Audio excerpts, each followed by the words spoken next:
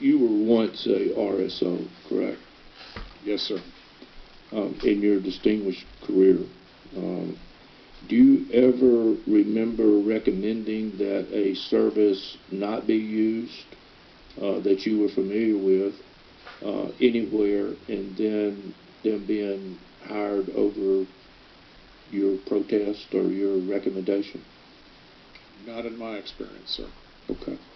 But you would have at some point recommended somebody, or maybe not recommended anybody? I mean, was it your job to look at the performance of these people that you were aware of and report it? As an RSO, when we have guard contracts, if we find that our contractor is not performing, we have a variety of ways we can deduct money, or we can ultimately find that they're not performing, and if they're found to be lacking and can't perform the contract, they can be terminated, they can be barred, they can actually be barred if that goes that far. All right. You had mentioned the 17th, February 17th, the Martyrs Brigade, I believe is what? This is a live feed. Is there an individual that would be at the? Is there an individual that would be at the post that would be responsible for ensuring that the 17th Brigade was?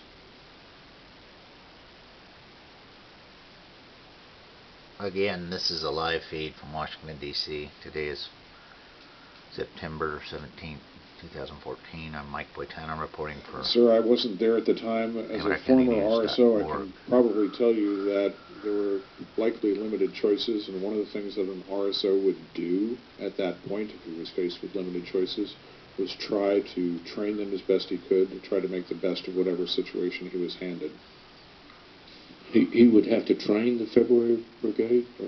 If he found that they were not up to the levels that he wanted, he would engage and assist in the training and making sure that they understood the guard orders and make sure that they had the capabilities that were necessary. Okay. Now, let's say that, and they were hired to, in case there was an attack inside the compound, to respond. Who would have had the contact information, and who would have been responsible on the post for contacting the this protected brigade of martyrs? There were, as I read the reports, sir, again, I was not here at the time, there were personnel on the compound. They had telephone communication with their own groups. The agent that was in the... With their own groups? With other personnel in the group, with other personnel. And there was communication on the part of the ARSO, who was in the operations center, who was making phone calls, and there were phone calls that were being made from the annex. Okay.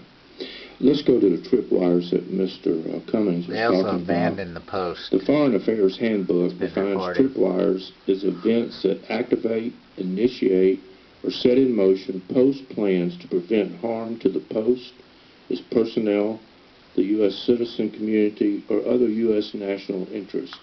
The handbook also notes that when a tripwire event occurs, it requires that an action be taken. Are you familiar with that? Yes, sir. It's my understanding that the